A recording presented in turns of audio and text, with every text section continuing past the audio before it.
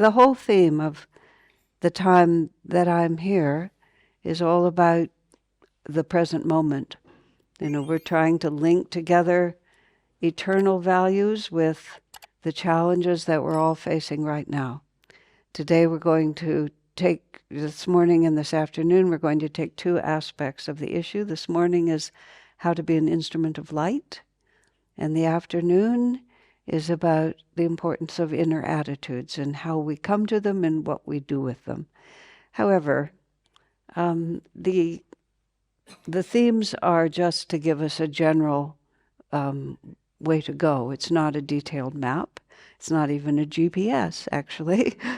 It's just picking up the same principles from different strings, because each of us has a responsive attitude within us, and if we keep sort of looking at the facets of the diamond, we tend to find the parts that are going to help us. So being an instrument of light is one of the simple solutions to everything. Well, it's the simple solution to everything. That's pretty much the end of the story. So we really just want to talk about what that means for each of us and how we can keep ourselves in alignment with that energy. Because the whole reality of difficult times, there's a game that children play. They probably play it here too. It's called King of the Mountain, and there's some kind of a place that is designated as the mountain, and maybe it's a hill or whatever it is. And the game is very simple. Children try to pull each other off the top and then get onto the top. And it's just a matter of holding your position against all obstacles. There's not a lot of strategy involved in the game, and there aren't any other rules. And I've come to realize that a great deal of life is just one giant King of the Mountain game, where we're trying really hard to hold on to the position of our attunement with the divine, and to stand in the height of who we might be. And then all the karmic forces just come, whether that karma is national karma or global karma or personal karma. It's just something that tries to knock you off of that center point. There's a time when one first learns about reincarnation, especially, and karma, that one becomes extremely interested in all the details of why I dislike you so much, or why I like you so much, or the psychology of what you did to me and why I feel this way, and past life traumas, all of those things. And we get very interested. We go to astrologers, we go to psychics, and we investigate. But at a certain point, and trust me, I've been to psychics, and my housemate is an astrologer, so I take great advantage of what he can tell me. I come home in the evening and say, it was a terrible day, and he would say, of course it would have been. So it's not that the details aren't interesting, but at a certain point I realized that all karma is generic. It's just anything that's stronger than our ability to hold to the light. And even though knowing the details can be useful, it also really doesn't make a bit of difference, because all that matters is how strong we can be in holding on to what we know is true, compared to somebody trying to persuade you, life trying to persuade you, that now you're justified in being upset. Yes. I mean, it's very gratifying to be justified in being upset, right? But it's useless. And that's what we're going to talk about today. I want to share with you certain ideas that I think will help sort of give us a way of measuring our own lives and activities. Part of the confusion in trying to use a phrase like being an instrument of the light or being a channel for God's presence, just like the prayer we were just singing, is that it's not always easy to discern which way is forward.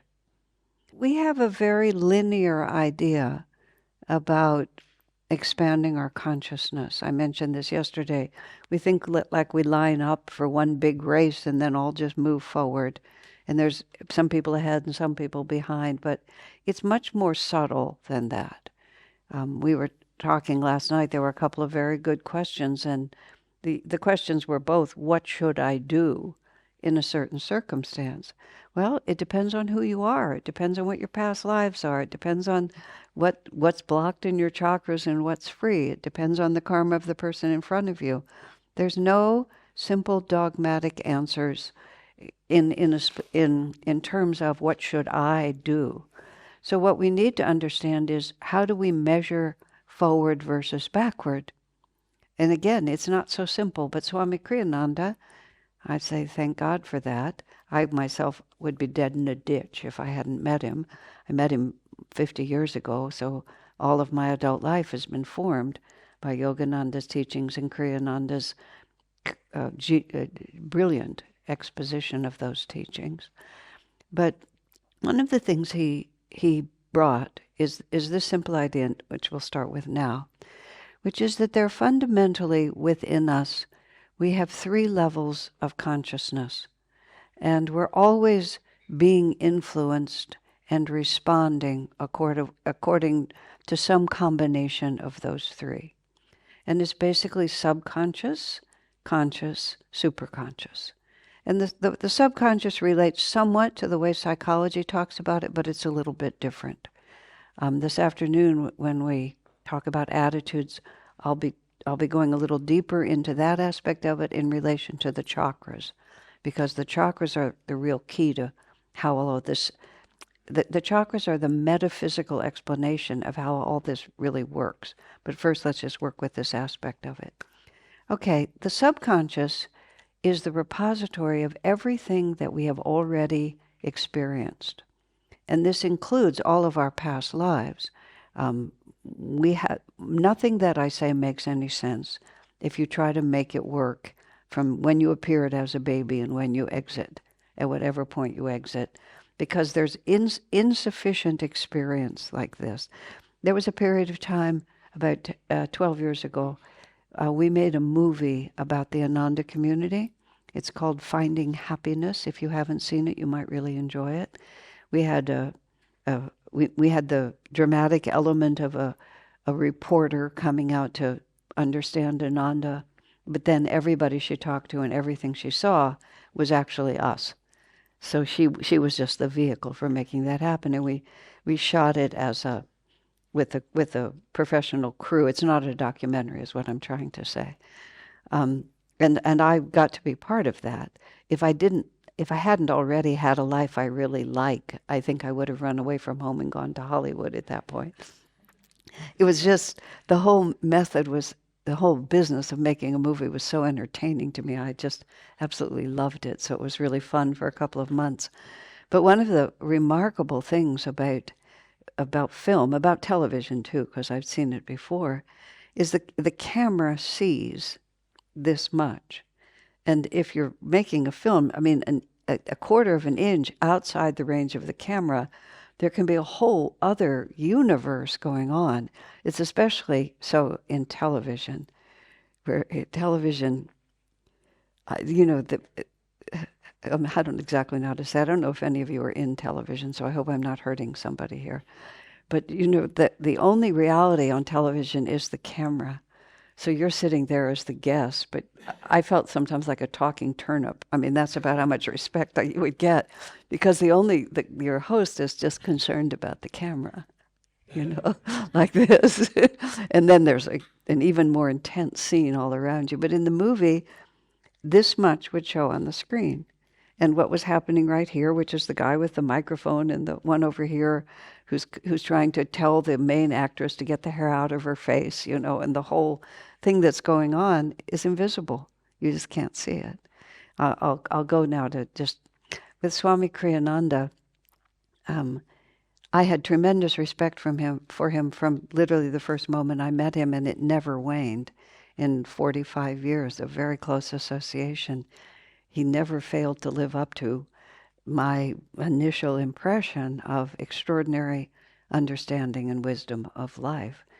But I also am a very strong-minded person, so many things that he said, especially at the beginning, I just couldn't understand it. He would make sweeping comments about humanity, about life, about civilization, and I couldn't grasp it. I made a little place in my mind, this mental box, like if your aunt brings you a present that she's really glad to give you and you think is awful, but you can't throw it away because every year or two she comes to visit, so you have to pack it away and you have to keep it, and then on occasion you have to bring it out. And that's sort of a lot of the things he told me. That's how I felt about them. I didn't dare throw them away because I had too much respect for him, but I couldn't understand or accept them either. And gradually, this is what I came to understand, and this is partly where reincarnation plays into it, which is that I would see what the camera could see, which is just whatever my rational mind could tell me. And so I would analyze a situation or understand a person, but I began to understand them when they appeared in the box that I could perceive, that the camera could perceive. And then I would watch it cross that screen, and I would draw conclusions from it. And in that context, I was pretty astute. But Swamiji was not limited by this little tiny screen like the movie camera. He could see the whole set. And in other words, he could see where the energy was coming from, and he could also see where the energy was going. So naturally, this little piece of it looked different to him because he knew what people were balancing, he knew what they were trying to accomplish. He said to me, he never made a point of his expanded awareness, except every once in a while. Just a glance, he said, just a glance at someone and the look in their eyes, he said, and I know everything about them. And trust me, he manifested that on lots of occasions. So I began to understand that I wasn't wrong, I was just too small. And as the years passed, I took every one of those presents off the shelf and thought, well, this is beautiful, why, and then put it in the center. And there was really nothing by the end, 4 decades, that was quite a long time, that I didn't understand once my vision got a little bigger. So when talking now about the subconscious, where all of our past experiences are stored, and a good way to think about that, it's not like it's a prison or it defines you in any way. A very good word for it is momentum, which is that we have experiences and it sets us in motion in a certain way, either positively or negatively. You have something that really frightens you, you have a traumatic experience, and then there's momentum for you to expect things to work out a certain way. If you've had lots of positive experiences, and I myself, and I mean this humorously, but at a certain point I realized in a lot of lifetimes I think I've had a lot of authority, even too much authority for my wisdom. There is a whole category of women that I've met in my life who don't like me, and they have a strong aversion to me, and often we are in the same community living very close together, so this can be an obstacle to harmony. And generally speaking, sooner or later they will come to me and tell me how much they dislike me and why. And I have come to know that it's because I was the Mother Superior of a convent, I believe. This is what I do with past lives. I've had one or two, or a few, that I've had paranormal experiences that tell me that they're really true. Most of them are apocryphal. It's like there's a certain energy in my life that I can see clearly, and a story will come to me. And I honestly don't know if these are true stories or just apocryphal, meaning they describe the energy. But if I get the story, so I believe that I was the Mother Superior of these convents. Another girl told me once that she and I really had a hard time. She told me that she was a very happy naked native in Hawaii, and I showed up as a Protestant missionary and put her in a muumuu. And she's always, and that was always our relationship. She always felt like I was spoiling the party. But anyway, so these girls would come to me and they would talk to me about my being the Mother Superior. and just how much they disliked me. And I would just have to apologize deeply. I'm so sorry. You were right. I know. And it's just, I don't know what else to do. I mean, the lifetime is over. But the momentum is there, you see. The momentum is there that the expectation is that I will be unfair and unkind to them. So even the smallest gesture on my part is interpreted as here it comes again, but now they're not going to put up with it. And so there's this constant reaction. And it's not happening in the present because I've learned my lesson, mostly. Mostly. But nonetheless, the momentum for me is still a little bit there to just, what I was starting to say about having authority. At one point I realized one of the reasons it's just one of the experiences I've had, because in community you have a lot of meetings. And I would often be in a meeting and I would explain my point of view, and then they would keep discussing the issue. Why are they still talking about it? I have spoken. And it was just, I don't have that kind of authority now, nor should I, and it's not the way Ananda runs, but there's a certain momentum in me that once I explain what I think should happen, that should be the end of the discussion. And there's a certain momentum in the others that no, it's not the end of the discussion. But you see how it works like that? So it's not really like it's fixed. It's just in our subconscious mind is this energy that has been built up from lots of experiences. And in one lifetime, people will talk about, I know the concept of trauma and triggering events, and all of these are, right at the forefront because people are beginning to understand that. What is a triggering event? It's momentum. I'm already going in this certain way, and then I'll just keep going in that way. But we're not really, if we're just following what's already there, it's often not even happening in the present time. It's just stored up. And this afternoon, when we talk more about the chakras, we'll talk more about how this actually really works. Because the chakras are the energy pattern where all of these experiences are held. But we experience them simply as subconscious. Subconscious meaning below the level of awareness the force simply takes us.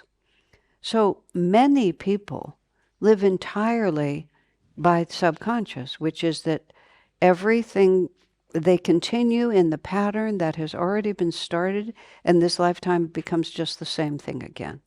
We just go through it. Subconscious is very pleasant because it doesn't take any extra energy to just follow the momentum. You just let it run. You don't have to cognize whether this is valid or not, and you don't have to put out any energy to turn the force. If you're going fast in a car and you really see, well, there's where you want to get off the freeway, but you've missed it, you have to do a lot of things that are out of the habit in order to repair that. You can say, this is where I want to be, but then you have to find another way to get off the highway, and then when you get off that highway, there's undoubtedly going to be construction, especially if you're in a hurry, and then you have to take a detour. Now we have GPS, but then you get lost, and then you remember that you're hungry, so then you stop at the wherever, and then all these things happen, and all of it takes much more energy than if you could have just gone with the flow. So subconscious is very attractive because it's low energy, and it also doesn't require any courage because everything is so familiar, we just go in the same way. And subconscious can also be very deceptive because we often think we're being intuitive when we're being subconscious because it feels right, because it matches everything I already am. And so it feels good because I just get to continue. I don't have to change. And so it's seductive. And we have to be very conscious of what we're doing. So that's the subconscious level. I'm going to skip to the superconscious first, then we'll come back to the conscious. The superconscious, well, the other thing about the subconscious is it's entirely subjective. It's like what was going on in each of our subconscious mind is uniquely our own. And there may be a certain capacity to relate to the reality around you. Now, just to exaggerate it, if we're really deeply in subconsciousness, to the point of mental imbalance, a person who's mentally imbalanced lives in a universe that's completely consistent and sensible to them, but it doesn't interact with anybody. They just see things I don't know how much, I haven't been in your country long enough to be in enough places, but we have an enormous homeless problem in the U.S., especially in climates where the weather is good.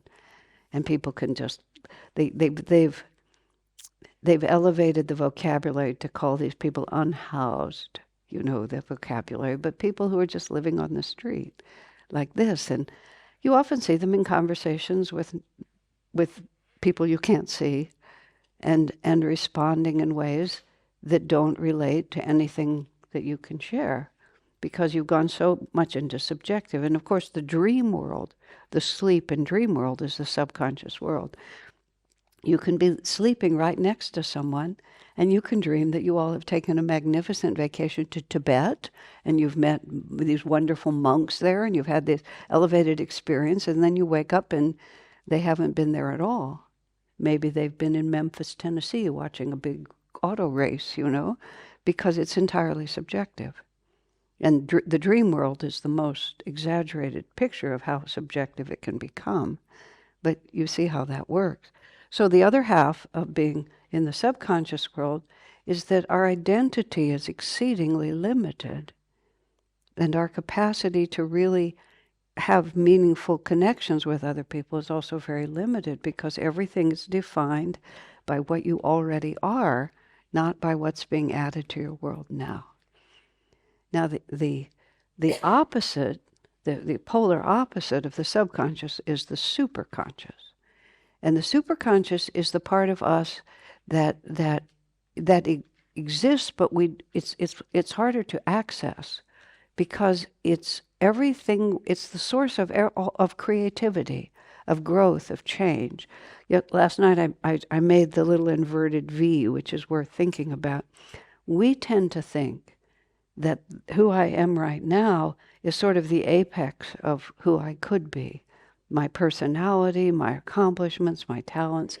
It's actually the most contracted form of us. The superconscious is the opening out into infinity, and it's deliberately just an open V like that. And we are like a funnel. The funnel goes out like this so that it can receive. You can pour something into it, and it goes down to a very narrow point. Well, that very narrow point of the funnel is us as we are now, because we have this infinite potential for consciousness, but we have taken all that infinity and squeezed it down, put it in a body, which is what we have to do. But that's okay. Even the masters have bodies. Jesus had a body. Krishna had a body. Yogananda has a body. But we tend to think that the body is me. The pronoun I. One of the great confusions in interpreting the New Testament is that Jesus used a personal pronoun. And people thought that meant the body he was living in. But when Jesus said I, Jesus was identified with infinity. I and my Father are one. Father is a simple way of speaking of the infinite Spirit. And so when he would say I, he meant the Christ consciousness, the individual aware of its unity with infinity, the bubble, knowing that it's floating on the great cosmic sea. But for us, we have to be responsible for the body we're in. Even the masters have to be responsible for their body. Yogananda said, when I see the body and the personality I have to assume when I take our incarnation, because he's been free for an infinite amount of time and has incarnated many different times. He said, at first it feels very uncomfortable, he said, like a heavy overcoat on a hot day. That that his identity is with the infinite, and now he just has to be Yogananda. He said, but after a while I get used to it. I mean, amazing, isn't it? There was a disciple of Yogananda's, her name was Peggy Dietz. Dietz was a good name. Ditzy would have been a good name for her too. She was a kind of ditzy gal. She was great, absolutely lovely. But she said most people have trouble getting out of her body. Her problem was to stay in it. Master made her, I call Yogananda Master. Master made her his driver, his car. And it was interesting. He always encouraged her to drive very fast. So people had the idea that he liked, to drive fast. That wasn't so. He was trying to just force her to concentrate and pay attention, to the things of this world, because she tended to just drift away from it. So he made her drive the car and drive it fast, so she would have to concentrate and stay here. Very odd little dramas that go on.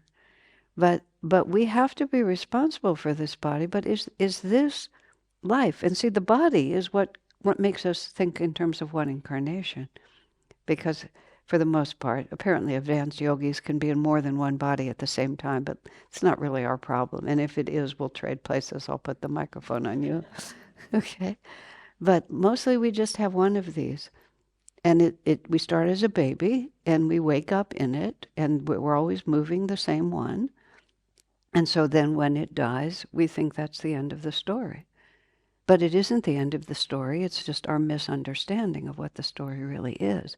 What is it to be alive? Where does this life force come from? This is where, in the Bible they say you can't change one hair on your own head because of the way we're so small in our awareness. But our actual awareness, here's where this identity is, and it just goes out and out. This is what the great masters come to show us. This is what the saints come to show us.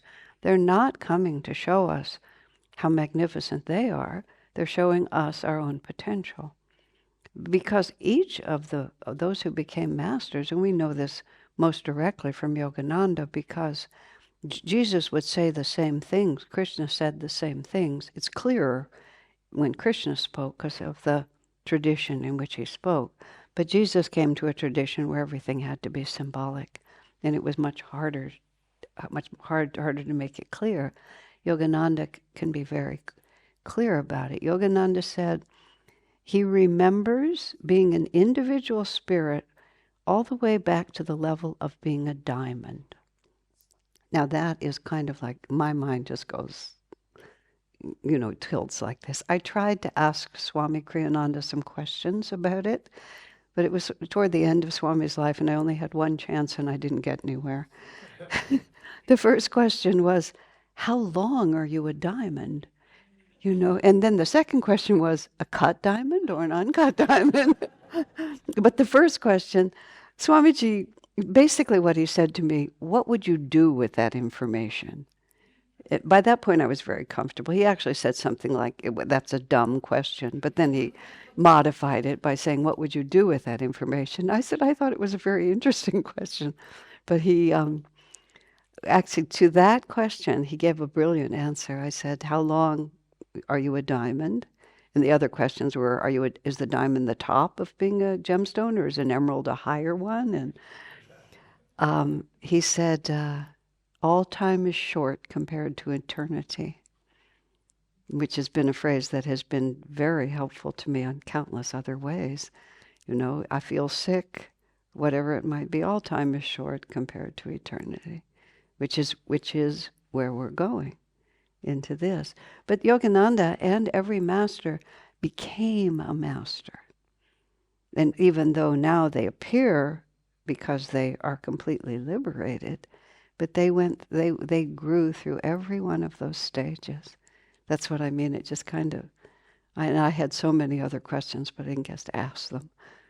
So I just throw my arms out. But it also, I'm going to just riff here on this point, it also means that when we pray to any of these masters, which I highly encourage you to do, and their capacity to guide us is not just, to be helpful, but every every stage of delusion that we go through. Now, bear in mind, each of us is an original creation. So what you do and I do is unique to our own story. It's like we each have our own melody. We're just imprinted with a divine melody that's going to play itself out all the way through. But everything that we do represents a certain understanding of the nature of reality. And so it could be given, there's a piano behind me, each one of these notes from the highest to the lowest has a measurable vibration. And sometimes the piano tuners have little machines. On Dambara's guitar now, he has this little thing that he can put on there, and it tells him exactly what the string should be, because it's a measurable vibration. Okay, but the piano is going to sound different than the guitar, but still it's a measurable vibration of that exact note. So as we go from delusion to enlightenment, which is what the whole story is, which is why it takes more than one lifetime, at any point we're at a certain vibration of delusion. We have this much enlightenment and this much delusion, and it's not quite as tidy as that, but that's what it's like. And Yogananda and every other master, having come all the way up from being a diamond, has actually been through each of these notes. And so I have this picture sometime when I'm lost in one of these stories, that I say to Master, I say to my Guru, how do I get out of this? And he says, oh yeah, I remember that one. That was a humdinger. Try this, try that, whatever it is. But that their compassion is because, there's that wonderful phrase, been there, done that. Swami Kriyananda never liked slang at all. And actually, every so often he would use some slang expression, and the vibration of it coming out of his consciousness made me realize that slang has a vibration we don't necessarily want. But the one he really liked was, been there, done that. It just sums it up pretty clearly, doesn't it? At one point, Swami didn't like something that was going on, and with great seriousness he announced it was a very unpleasant experience. He said, in fact, it was the pits. He said like that. But going wherever we are, back into superconsciousness, because this is the part of us that attaches to the infinite and attaches to the divine, whatever words you use. When we are being inspired and guided from the superconscious level, we are expanding our consciousness. We are not just running the same story. We are actually becoming aware of realities that we didn't know, talents that we didn't know we had, powers that we didn't know were there, courage that is just beginning to grow. Anything new that comes into your reality comes from the superconscious. But to adapt and embrace something that's new takes more energy than it takes to just flow with the momentum that we've had before. And in fact, it not only means that we have to accept a more refined vibration, it means that we have to turn the momentum we have into a more elevated direction. So when we talk about being an instrument of the light, what we're talking about is a very personal capacity to become more in tune with the superconscious and less in tune with the subconscious. Because the superconscious is the realm of light, and the subconscious is just the realm, it's not really shadow because it's not that dark, but it's just low energy doing exactly what we've always done, instead of opening ourselves to receive and then to have pass through us something more elevated than we already are. So the characteristics of superconsciousness are light and higher energy, and a greater identity with a greater reality. I mean, it's if you walk by, let me think about how to say this. I mean, oftentimes you're around people, especially if you go into less developed countries than where we are now. When I was first traveling in India, you would often encounter beggars, especially if you were clearly an American tourist, you were a good bet for the beggars. And also, sometimes I see people on the street who are asking for money. And so it's a question, like, should I give them money? Should I not give them money? And I've gradually come to feel that sometimes I'm simply called to do that. And to not give them money is to think, well, it's just me and it's my money and I don't have very much and it's their problem. And to give them money is to realize that I exist in all forms, and it's an expansive, more courageous, more heartfelt thing to do. That doesn't mean I empty my pocketbook everywhere. I've been with Swamiji, and he has a selective quality about giving money. I remember once we were somewhere in Europe, it doesn't matter where, but this young man came up to Swami and asked him for money. And Swami pulled out his wallet, and there was substantial bills in there. He took out the smallest bill and he handed it to the man, and he said, "I'm giving you this money now, but you're a young, strong man. You should be working. It's not good for you to be begging." So he gave him just a tiny bit to show him that it wasn't that he was stingy, but he also scolded him for not doing it. When we were in Rome, there was this old woman who used to stand outside the hotel, and every time Swami saw her, he would give her money. In fact, one day when she wasn't there, he was concerned that she was ill or something. And the staff said, "No, she begs at several hotels, and this is not her day." But then we were on the street, and there was this poor man on like a skateboard, and I think his legs didn't work, and he had a tennis shoe on one hand, and he would push himself along. Swami didn't give him a penny. He looked at he looked at him, and he said something about just what a selfish, unkind consciousness that man had. He said he's fallen quite low, and he said he's still on the way down. And it just, Swami did not feel to help him, because he needed to suffer more before he was going to grow. And he was very impersonal, but you see how different it is. But it wasn't momentum. I mean, it wasn't negativity. It wasn't small-mindedness.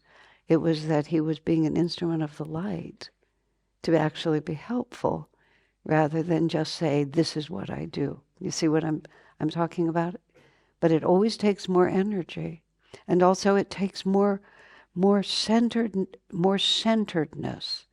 because the subconscious mind is always urging you to do this. It's where all our fears come from, and telling us this is what we have to do. The superconscious is very soft and very quiet. The whisper. Yogananda wrote a book of poems and answered prayers. It's called Whispers from Eternity. I've always wished he did clarion calls from eternity, so it'd be easier to hear. But we have to quiet ourselves to receive it.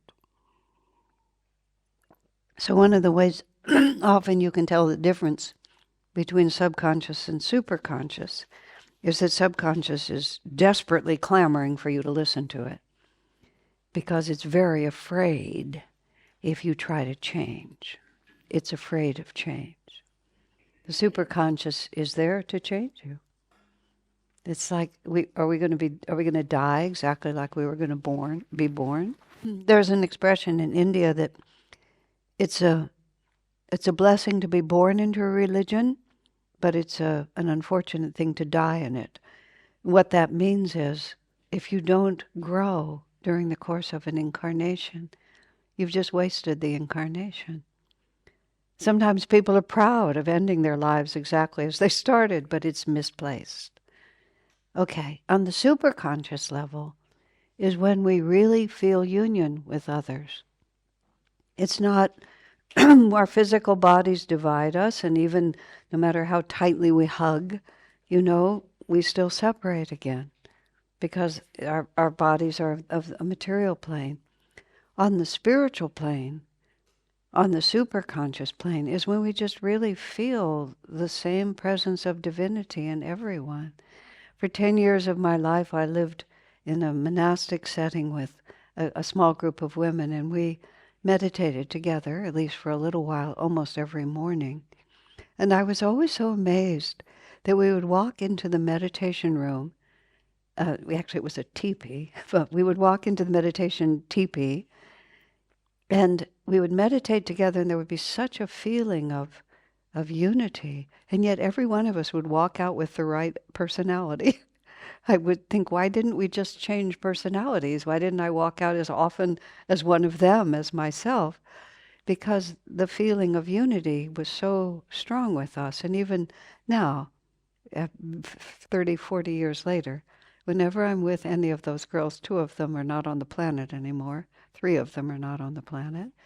But any of them, there's just something that happens that is so far beyond ordinary friendship, because we were together on the superconscious. And it's also that awareness when you're out in nature. I recently had the pleasure of almost 6 weeks in fairly secluded in a forest, and a number of those trees became my eternal sisters and brothers. I mean, they were as living and as active in their relationship to me as I was to them, because I was moving into the superconscious, because I had the opportunity to be that quiet. I mean, the way a mother feels with her child, the way you are when you really, really love someone. And those are the bonds that last lifetime after lifetime. The fact that we're mother and child, or husband and wife, or brother and sister, is just incidental, because the real connection is not subconscious, it's superconscious. And that's how, you see, because all of us, you think of it like this, it's the fingers of a hand. When we're here, we all look so different from each other. But if you're living from here, even if you see and act through the individuality, it's very different. That's how the masters love us. That's how they all see us. You see how different? Now, this is the subconscious, this is the superconscious. The conscious mind is really, it's the battleground between those two forces. And on the superconscious level, it's all unity. It's not an affirmation. On the subconscious, it can be completely subjective. And the conscious mind is sort of in between. Like, we're all here together. I was saying this last night, too. After this is over, if we compare notes, we will probably all know that we were in the same place at the same time. But each of us will have remembered different pieces of it. Some of us will notice the color of the curtains. Others will not have even noticed that the curtains were in the room. The character of the floor, what each other was wearing. There's countless ways in which we'll each take a piece of it, but nonetheless we'll still recognize it. So we mostly live on the conscious level. Some people are wide awake, are awake, they're not sleeping, but they're constantly on the subconscious level, because all they ever see is their own little world of it. And if Yogananda or Kriyananda were sitting in this room, they would see a lot more than we see. When you ask where is the astral world is right here. There's no geography. It's that we don't have the capacity to see it. Some people even are not necessarily spiritually enlightened, but nonetheless they have a different capacity to perceive. And they would see all the auras in the room, and they could see the angels.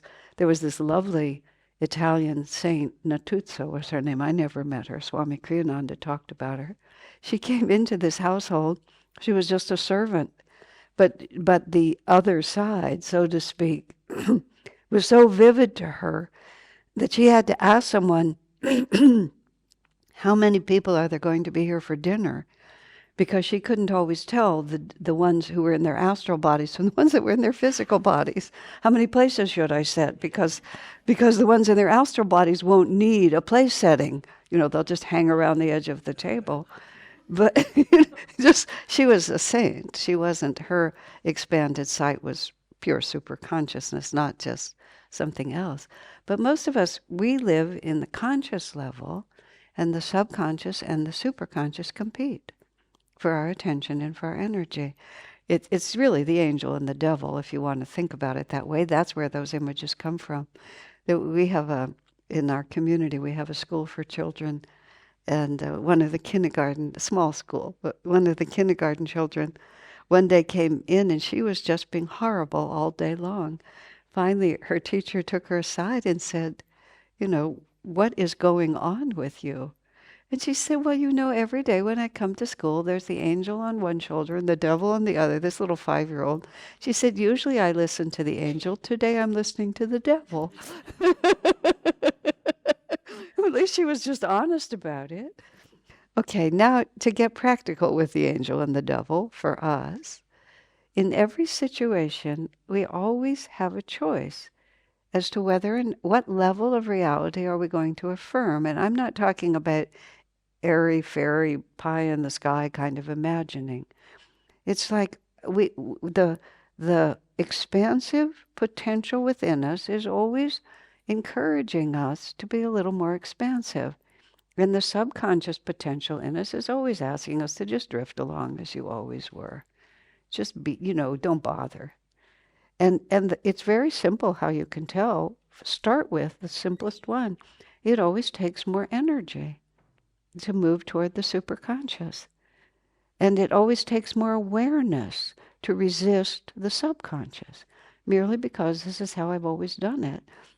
We have such complicated characters in so many ways. I'll use myself because I know myself as an example, but because I have this very strong mind and this very strong commitment to ideas and so on like that, that's the realm that I live in to a very large extent. I have a lot of Gemini, very strongly influenced by Gemini, for those of you who follow astrology at all.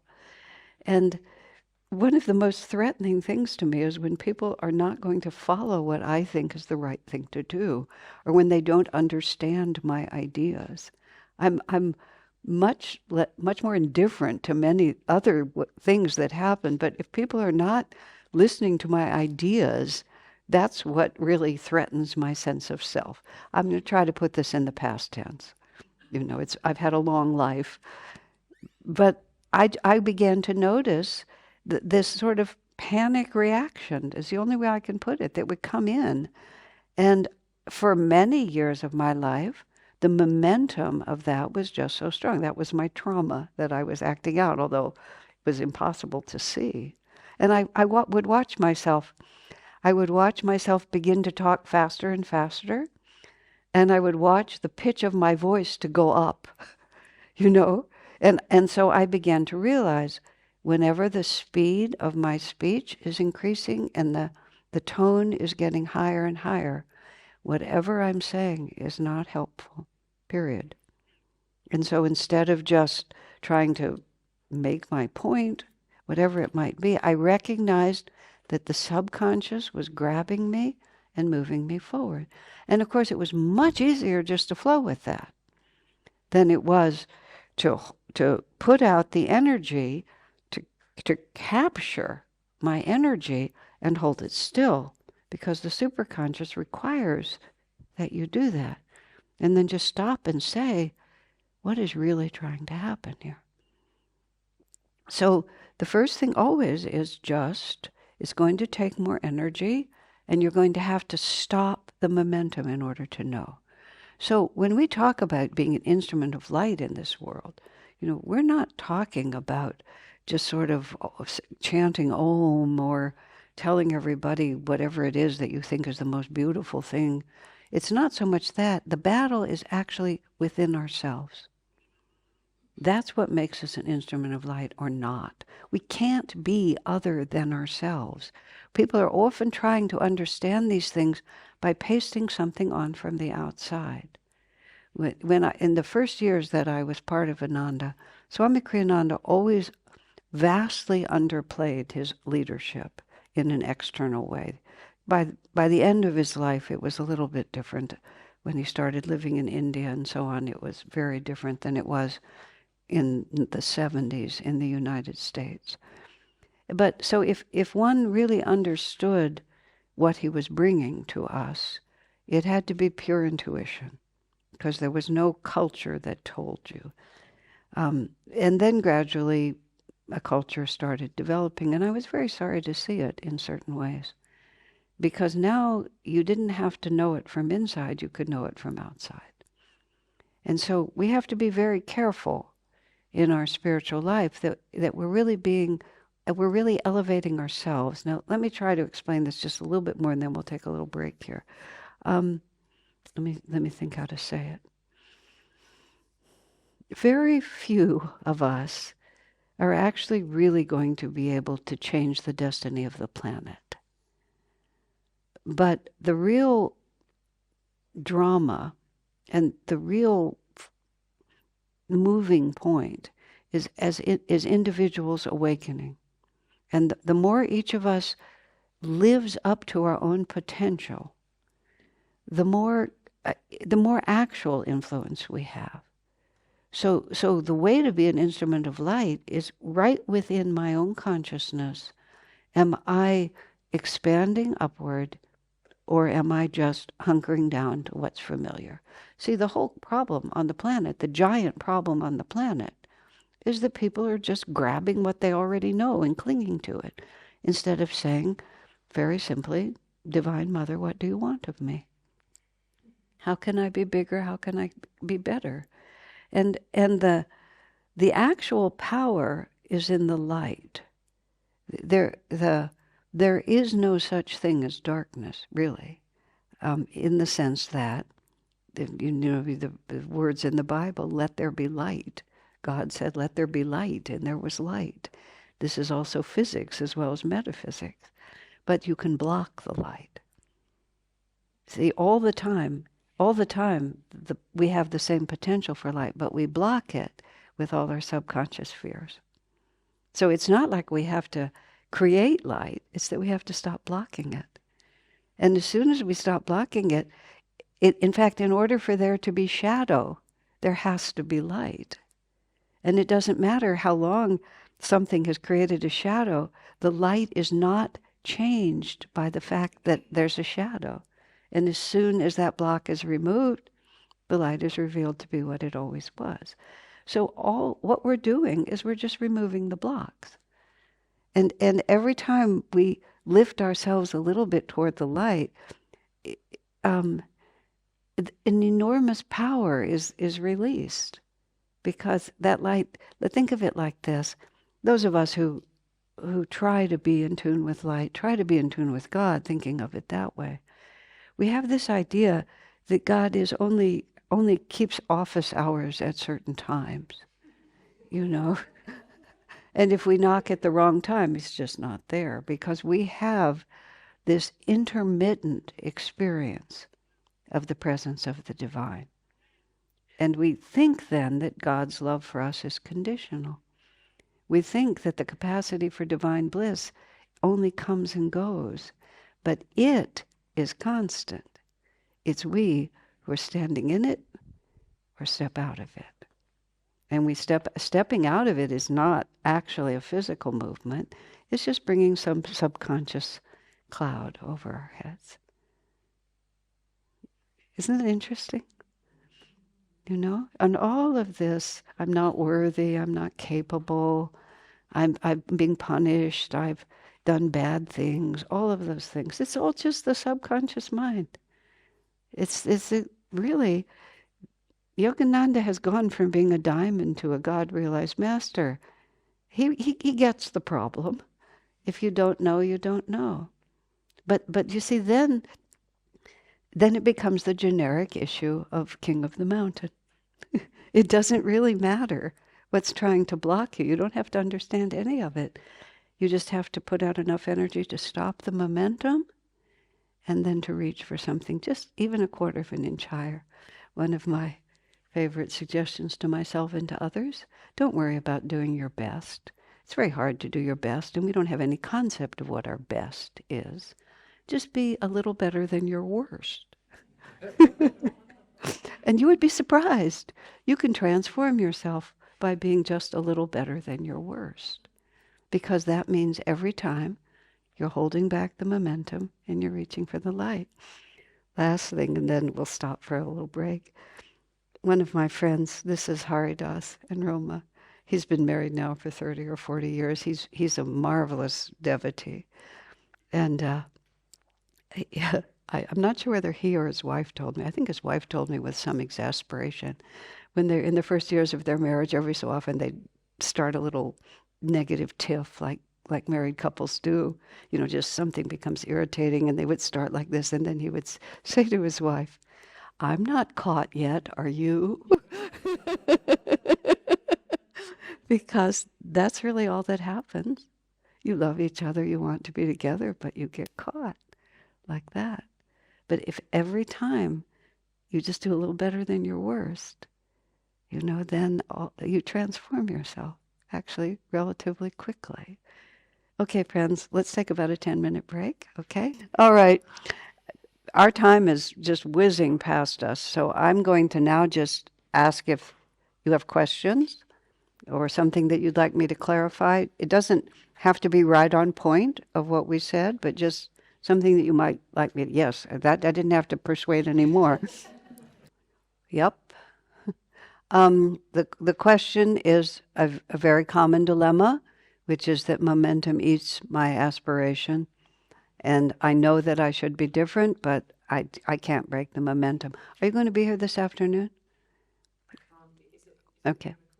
Pardon me? Yes, everything's recorded. Because I'm going to go into the chakras, because what you're really talking about is the energy balance in the chakras.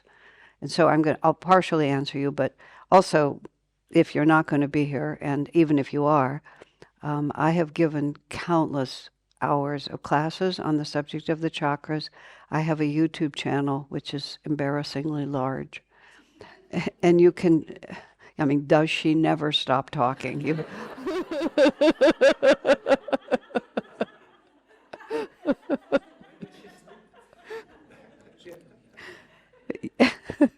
You can, in the question box on the YouTube channel, just type in chakras, and you'll have all these choices, and you'll hear very specific.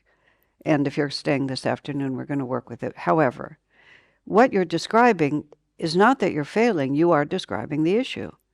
The issue is that I'll touch now a little bit about how the chakras work, but every single time, energy does not disappear. Energy just continually changes form. We are identified with the actions that we do. That's what ego is. Ego is not a horrible enemy. Ego is the fact that you're identified with a limited reality, and that limited reality is this body and this mind doing all these things.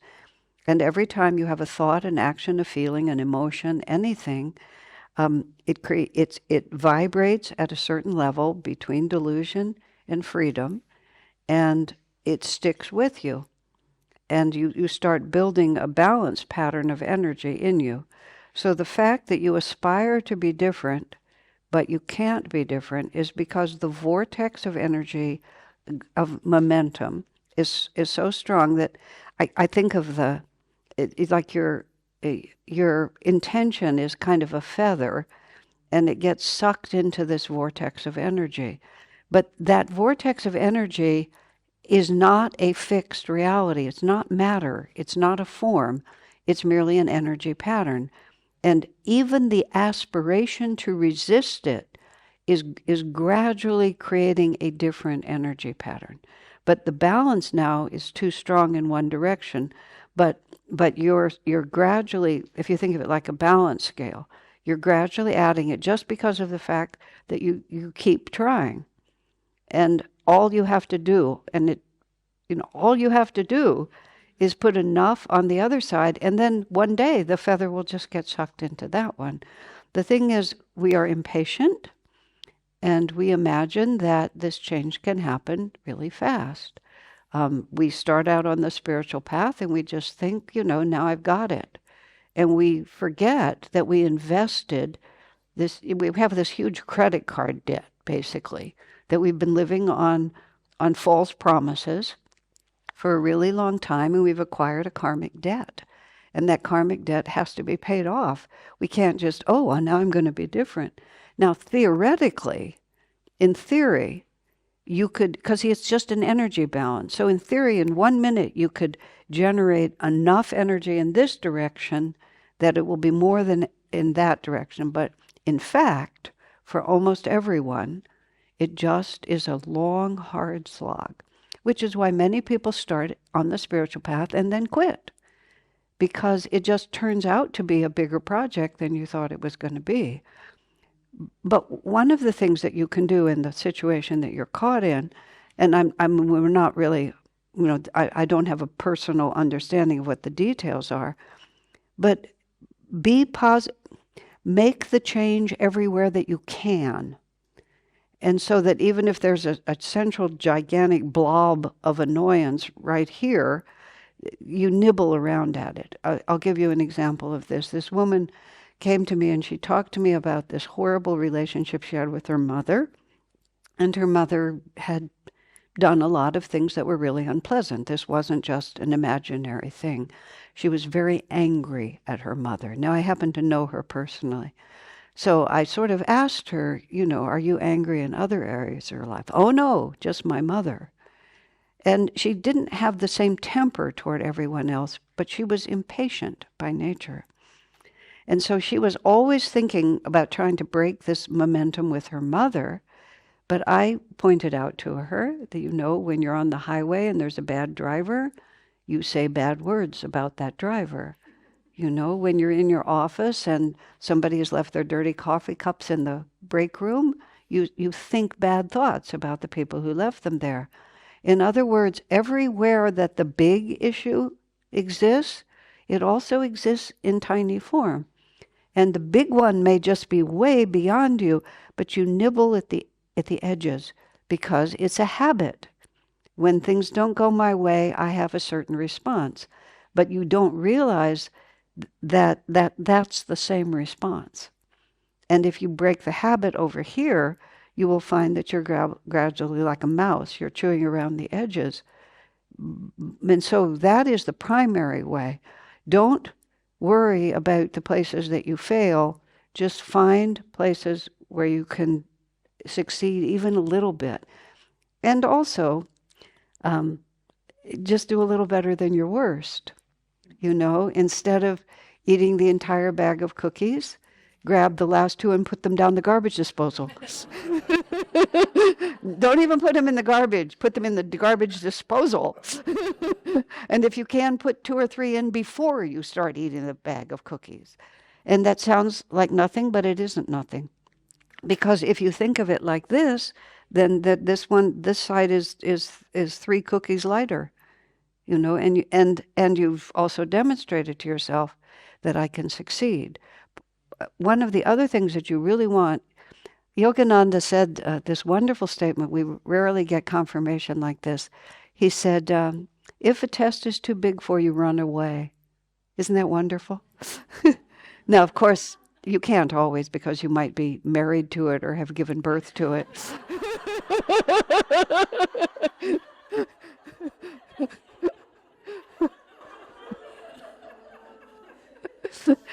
But if you can, you should run away. Somebody said today, if it's too big, just give up and go and have a cup of tea. Yeah, that's just basically exactly right. Because you do not want to get a self-concept of a person who cannot cope. Yes, that's what I'm hearing you're saying. So you want to think of yourself as a person who can be victorious. So even if you make the victory really, really tiny, it's still a victory. I've set my mind to it and I can do it. So forget the big failure. And even if, you're being drawn into something that you don't want to do, that's what I'm saying, like about the cookies. Just do a tiny bit less. I was very angry with someone once. It was sort of the last straw. And the last straw happened in a very public setting. And so my first impulse was to begin to scream and bang things in the public setting. So this is what I went through. That was my first impulse, and then I considered pure victory, Christ-like forgiveness. That was definitely not an option, right? So there's no Christ-like forgiveness. Do I have to start screaming in a public place?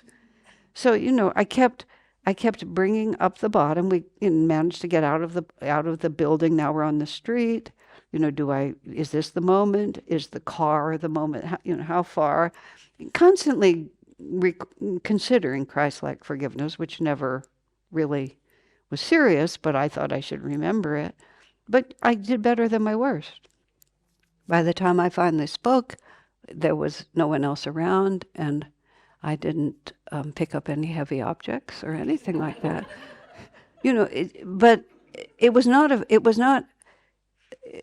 ideal, putting it mildly, but it was better than my worst. And so I began to see myself as someone who didn't have to fail. You see? A great deal of the time we're trying to work out someone else's karma. Somebody else would be able to behave like this. And if I don't behave like someone else, then somehow I failed. It's part of our problem is, how do I say it? Sometimes if you're not the best, you try to be the worst, because at least then you're not what you actually are, which is the mediocre middle. Most of us just hang out in the mediocre middle. We're not really saints, but we're not devils either. We're just, what was one of my friends said, we're just adequate. One of my friends who had a very strong syndrome this way, that's what I finally said to her. I said, you're really not that bad. You're not that good either, but you're perfectly adequate. And she started just going around telling everyone that she was perfectly adequate. One of my friends who was leading a choir in one of Ananda's small centers, and I was a guest there, and he didn't have very good singers. He's a good choir director, and he is a very good singer, but he didn't have much to work with. Afterwards, I said, that performance was perfectly adequate, and it was. And somehow we think that's failure. It's not. Because given who I am, another mantra that I found extremely helpful is, I'm just not that good. I just used to think I was a whole lot better than I am. And so therefore, I always failed. Because I thought I was capable of something I was never capable of, and that allowed me to constantly fail. You see, and so you have to ask yourself, why? Well, as my friend said to me, and how is that working for you? I said, not very well. So why do we keep doing it? Because to be yourself is one of the hardest things to be. Because you just are what you are. You just kerplunk. And then when you finally can just be who you are, then you realize that all the condemnation was not created by God. It was all created by me. God's desperately trying to love you, and you're blocking it. You're blocking the light by trying to be something we're not. And this is just a very, very long story. We've spent a lot, I say to myself, I've spent a lot of incarnations getting this confused, really. When people would come to me often, I used to do a lot of personal counseling when I wasn't doing this, and people would often, they would start by saying, I know this attitude is stupid. And I would say, no. You've spent incarnations working hard to develop this attitude. You can't just call it stupid. It's, you're deeply committed to this, and you're not a stupid person. This is exactly really who you are. You have to respect your own delusions. Because if you don't respect them, you don't face them. You just keep condemning them and dismissing them. It's just, this is really how I feel about X, Y, or Z. And so now what do I do? And once you let go of all that condemning energy, it's not so bad. You're just like everybody else. The Peanuts cartoons, are the Peanuts cartoons popular here? Lucy, who was the psychiatrist is in 5 cents for a session. Charlie Brown comes and just pours his heart out to her, and she says, you're no different than anyone else. 5 cents, please. But there's a lot of truth in that. I'm really not so different. It's a hard problem. And God really doesn't care how deluded you are. The only thing he cares about is whether you wish to be better. Period. So your aspiration is your victory, even if the momentum is still against you, like that. Does that help? I cannot emphasize too strongly how important that is. You see, this is what it is to be an instrument of the light. And it's not anything but this. Because every time we believe that God loves us, we are opening a channel for a complete revolution. All of the difficulties that Mother Mary, that Yogananda, that Padre Pio have told us about, and I'm just mentioning 3 random ones, all of them have said, because we've become confused about our relationship with God. So we think the solution to all the chaos in this world is somehow to stop the chaos. But the chaos is the karma that has to be played out. I mean, somebody can ask me that question next, but the real answer to it is that we align ourselves with divine truth again. And we think that the material power is the real power, but the divine power is much greater. And you become an instrument of it when you believe that you are loved. Because once you believe that you are loved, everything else changes. And when you believe that, you begin to see that fact in others, and your heart just responds with compassion.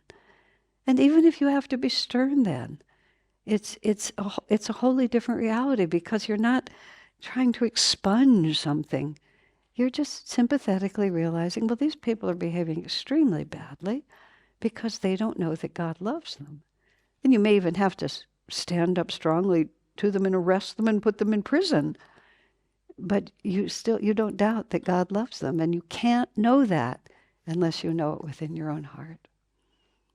Because what we're always doing is we're always just projecting to the world outside of us what we think the world is.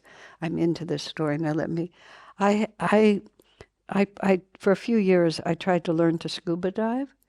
And I was able to, but I always remembered that I was underwater and that was really weird.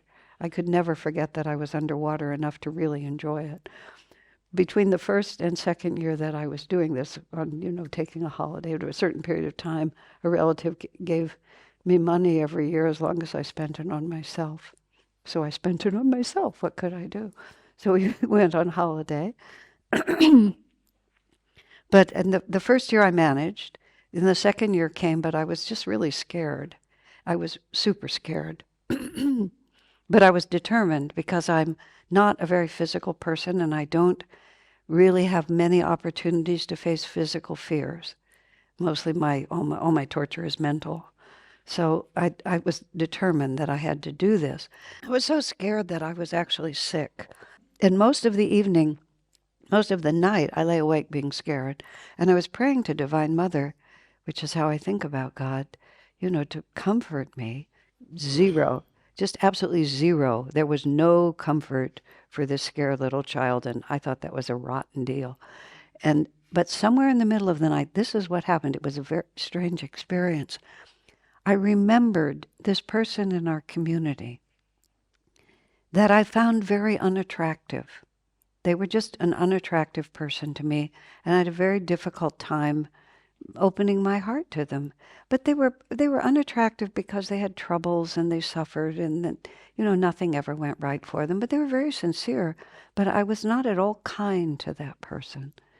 And in the middle of the night, I heard Divine Mother say, well, you live in a world where suffering people do not get compassion, because that is the world that I had created.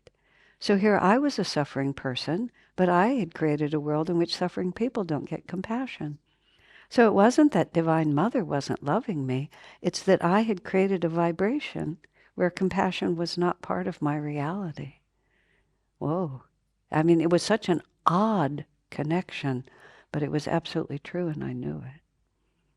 And I didn't overcome it that night at all. I did manage to scuba dive, and I didn't die. So, I mean, I was pretty happy by the time it was all over, and then I gave it up and never did it again. But when I went back to California, I was so nice to that person. I mean, they just didn't know what had happened. And they eventually wandered off and went somewhere else, but I treated them as kindly as I possibly could, because I want to live in a universe where compassion exists. I also want to live in a universe where truth exists. So I had to be sincere. I mean, I couldn't condone other people's wrong behavior in the name of compassion. I could be compassionate when you understand what I'm saying. Truth is what we're really following. But you create a universe so you create a universe in which God loves us all.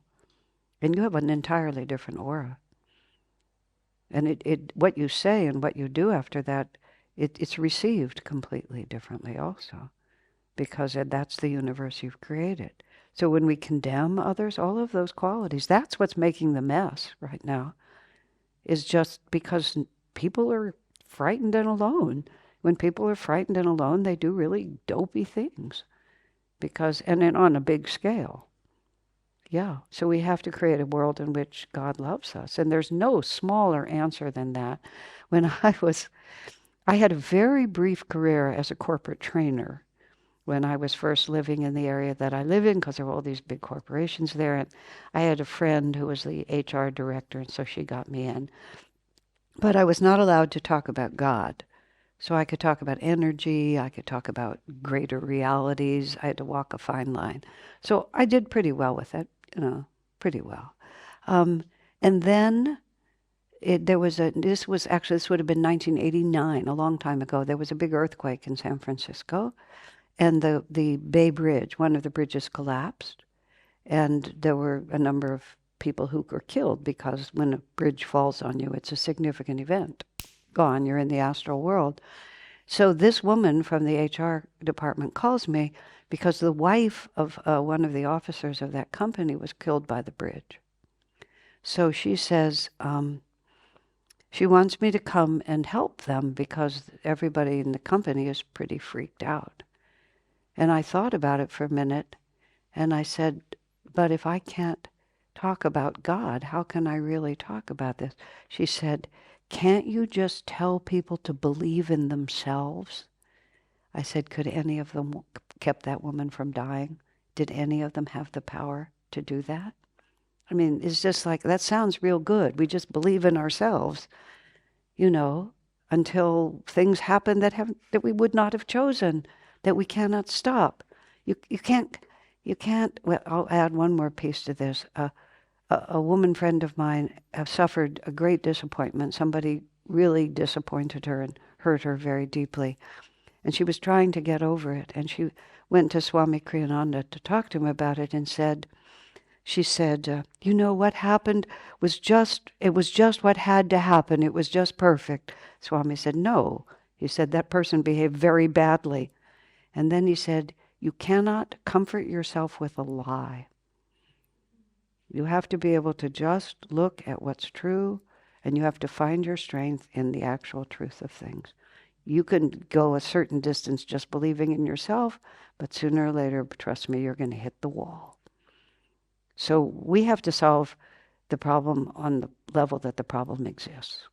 The problem in our society, because it's our overall theme, the mess in our society is everybody's walking around believing in themselves. And it's pretty rotten, because it's not true. We're part of an integrated reality, and that reality is divine. And there's no skirting around that. We can't just use proper, non-offensive language. It's just not true. We all know what God is, for heaven's sakes, but it's not your church or my church.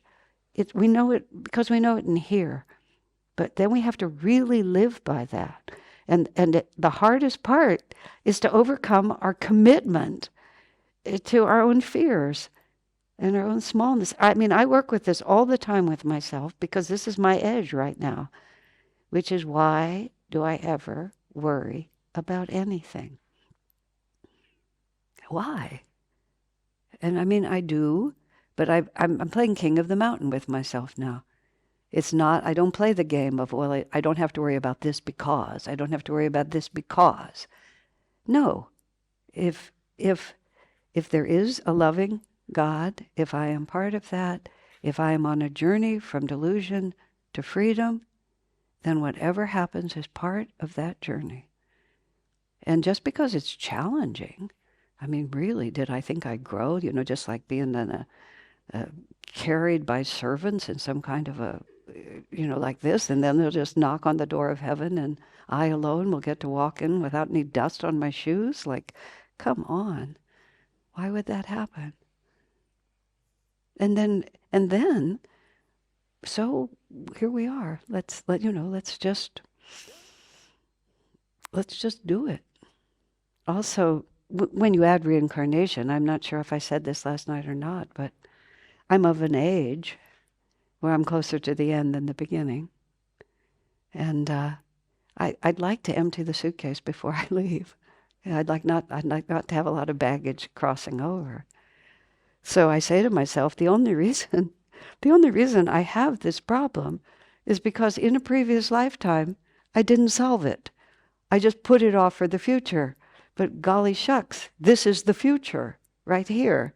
And if I don't deal with it now, I'm going to have to deal with it now in the future, when it won't be the future, it'll be now. So like, can you follow all of that? Welcome to my brain, this is like but it's a compelling argument. And so my words are like, seeing this now is one time too many. I don't want to see it again. So when am I going to get down to business? That does not mean, my dear, that I can stop the momentum. But I don't try to justify it. I don't think it's a good idea. I neither condemn nor defend. It's just I'm not that good yet. But I will be. Yeah. Did you have a question? Okay, the question is, did the bridge collapse by simple cause and effect, or is there some other factor? But interestingly, 2 different people I know were on that bridge very shortly before it collapsed. And so they were crossing the bridge, but they weren't there the minute that the earth did its thing. So you can ask the other side, why did they get across and this woman didn't? That's really the question. The bridge, the karma for the bridge to fall was, who knows what the karma was. It's, you go to there's no place here, but you go to the museums here and you see these incredibly elaborate tapestries with these pictures woven like that. And the threads go all the way through both directions. And there's no place that you can go and just cut out this little picture and have it be unrelated to all these other lines. The only reason that this piece of the picture can be here is because of all the things that happened before that made it cross right here like this. So cause and effect is another word for karma, which is energy is put out and then that energy has to fulfill itself. The working of karma is, I recently, it's not important, but I recently got an even more subtle way to understand it. When you do something, anything, it starts creating magnetism. And because of the way energy works, and energy works in the chakra, it creates magnetism. So you are in a magnetic field, just like I was in a magnetic field where people don't get compassion. And so when I needed compassion, I didn't have any magnetism to attract it because my world didn't cause it. So our karma is the magnetic field that we've attracted. And the woman who I didn't know, whoever was killed in that situation, it's like she had finished all the karma that she could work out in that particular body. It was done. And to stay in that body and be identified as that person was not going to allow her to continue the progress that she needed. Now, you could this is where my apocryphal stories come in. Maybe she was very unappreciative of the blessings she had in her life. And so her life was filled with blessings, but she had no gratitude. And so it was necessary for her to be grateful, to have a life, to have the experiences that she was having. But maybe she was so stubborn and stuck that one of the ways that she was going to learn it is she was going to lose that whole lifetime. And then who knows? This is, again, apocryphal. So she says on the other side, wow, that was really not a very good attitude. Look what it drew. It drew a disregard, a lack of appreciation. it could have been also the karma of people who were close to her, that maybe they needed to have a tragedy in order for them to learn something. So maybe she was going to have an aneurysm and was going to die the next day anyway, or maybe she had done something just before the moment that was happening, but that's less likely. But all of those things, you have no idea. We have no idea how long our lives are going to last. And this is again, can't I just believe in myself? Well, yeah, but what if what if you're on the bridge? You don't know what's going on with that, because we're looking at this picture. Goes back to the camera. We just are watching it cross like this, and we want this to happen. And we don't understand where we're really going. Maybe we've always had a great fear of death, and we just need to die early over and over again. There's a wonderful story about, I can't remember, maybe Adi Shankaracharya, it doesn't matter. There was a historical guru, and he had a woman disciple, and the woman disciple was always afraid of things. And he would, whenever he would talk to her, she would always be raising all her fears. What if I did that? But what if I die? And this is how it goes. He said, die. And she did, like that. Just in that instant, she died. And so we always are, we always are a little alarmed by that. But it occurred to me, the master, death was no obstacle to him. So he was with her in her body, and then he was with her when she was out of her body. And I can just imagine him saying, so now you're dead, like, so big deal. Because you're not dead. The only thing that's dead is your body. Your consciousness is exactly there. Read all the near-death experiences. I mean, that's the bad news about dying, is that you don't die. Just whatever your story you have, the story just goes into the next chapter. That's why suicide is an unfortunate mistake, because it doesn't work. I mean, it's a bad idea for the simple reason that it does not accomplish what you're trying to accomplish. You're trying to snuff out your consciousness, and you cannot snuff out your consciousness. It's eternal. So now she's dead. He says, okay, how did that work for you? So hopefully she learned something. So that's always an option. In fact, it's not always, it's not merely an option, it's a fact. When we're out of our body, there's a very good reason for it, and it's an opportunity for us to learn something we didn't know. And that is not accidental. It's an intelligent universe run by a loving God. Yes. Both of you? Okay. The question is, can karma be worked through and burned through or be transcended? The actual question is, how do you transcend it? Because you always transcend it in the sense that karma is an unlearned lesson about the nature of reality and what brings happiness and what causes suffering.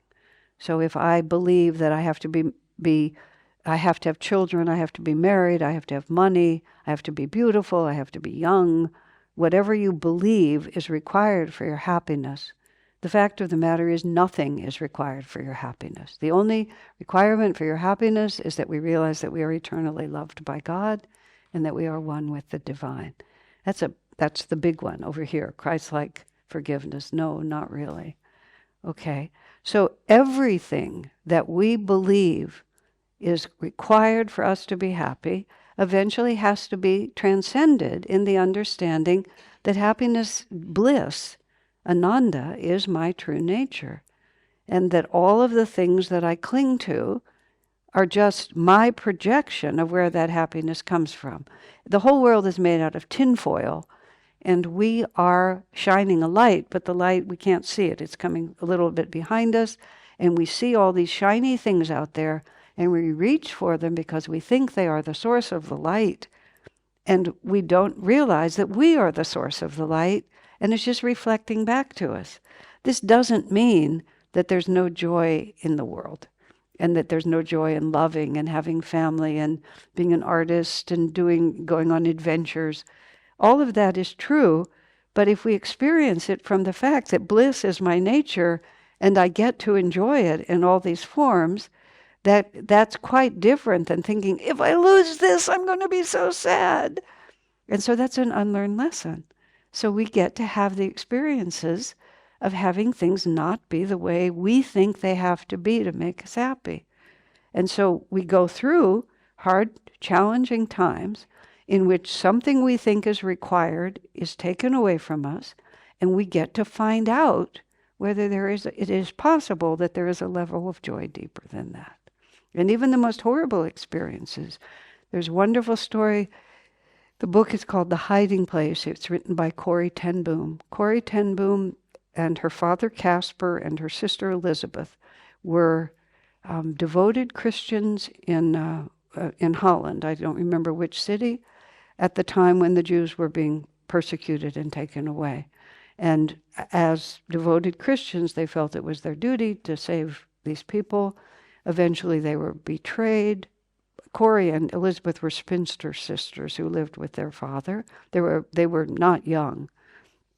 And eventually they were betrayed and they were taken to a concentration camp. Caspar, the father, died almost immediately. Corrie and Elizabeth lived longer. Elizabeth died in the camp, and Corrie was the only one who came out. Before they died, Elizabeth, who was very, very saintly, started having many visions and very elevated. First, she tells Corrie, after you leave here, you're going to leave here, I'm going to die. We must pray for the people here. And after you die, you have to build a home to help rehabilitate the people who are here. Corrie thought she was talking about the inmates. She was talking about the guards. Because she could see that the inmates were innocent, and many of them were taking that awful experience and turning it into a deep faith and a deep inner joy because they'd lost everything. But the guards were the ones who were really trapped in darkness. And then she said to her, after you leave here, you must travel around the world and tell people that no matter how deep and dark things may seem, the love of God is deeper still. And then she said, and they will believe you because you were here.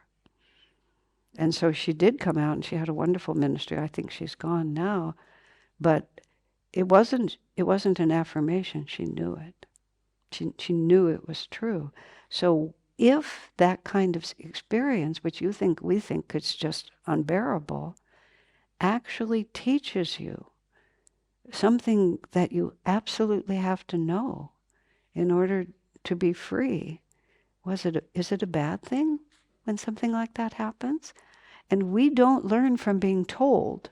We don't learn. When I first started on the path, for some reason, newbies always think that this is an attractive idea to say to people, your desires are what trap you. Just give up your desires.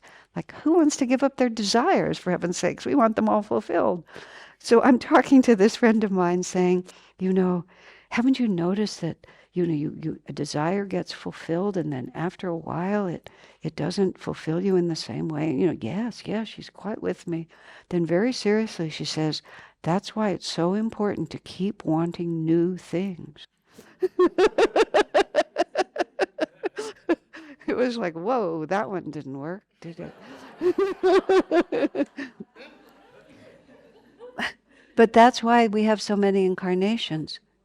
Because we learn from having our desires thwarted. We learn a little bit. But we learn more when our desires are fulfilled. Because if they're thwarted, we still imagine, I would be happier if I got that. But then when you finally get it, and see, this is very subtle, it's very important. There's much in this world that's beautiful. Human love, the way we can take care of each other, art, music, the natural world. I was just walking out of the hotel this morning, and there's a ginkgo tree, and the leaves have turned yellow, and they've fallen on the sidewalk, and it was just a beautiful pattern. It was also lethal. You had to walk a little carefully, but it was just beautiful, really beautiful. When I stopped to look at it, it lifted my heart. So there's much that's beautiful, but no matter, even if you get everything that you want, you really realize it's still not enough. And see, then you know it. That's when you transcend it. That's why none of you are murderers or rapists or anything like that anymore. Yogananda, Yogananda said, you try it. He said, if you're not inclined to do it anymore, this is a frightening thought, but he said, if you're not inclined to do it anymore, it's because you tried it and you found out it didn't work. I mean, one time in my life, somebody was so annoying to me, I actually wanted to shoot them. It's the only time I've ever felt like that. But I've never even held a gun. I don't think I've actually even been close to a gun. But I just had this thought, if I could just shoot them, then everything would be so much easier. Yeah, I know. I could feel for just a moment why people do that. I mean, I really felt it. I could really see your wife betrays you, so you go and shoot her and her lover. And you actually think that's going to help the situation because she has hurt you and he has hurt you, so I'll get rid of them and then I'll be okay. But see, we all know that's a delusion. Most, I presume. Yeah. But you understand? But again, I was talking about this last night. What is the limit?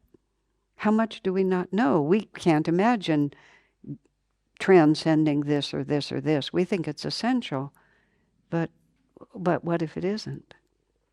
Not because it's bad, but because it's not quite enough. It's just the tinfoil shining back instead of our really being in the light. So if, in theory, but the practical reality is, unless we're pushed, we don't put out the energy to rise to a higher level. This is where we started, superconscious, subconscious. Unless it just becomes unbearable. See, what happens is that it has to become unbearable before we're willing to put out the energy to be different. I have certain character flaws in me, and I had a very nice family, but certain characteristics of my family made those bad qualities worse. And at a certain point I thought, why wasn't I born into a family that would have balanced them? But the fact is, because those bad qualities got worse, it became such a problem in my life that one, I became aware of it, and two, I really was motivated to move it. And if that hadn't happened, I would never have overcome those things.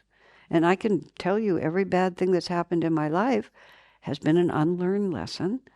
And for many of them, I can't say all, I learned it.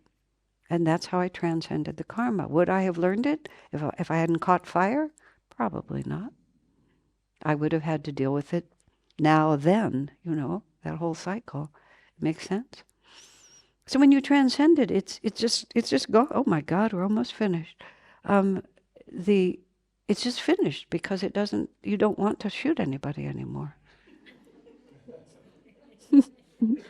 Except occasionally just a little, but I suggested this woman came to me and she was complaining about a person in our community who I admit was a difficult person at that time.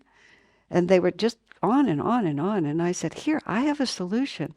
In the community we live in, there's a big central green. I said, we'll take the person out to the central green and we'll execute them. And then we won't have to deal with them anymore. And because that was all they were saying. Let's get rid of them. I'm not going to change. Let's just get rid of them. Of course, that got their attention and we went through it. My friends, our time is, I don't know where the time goes, but it has gone.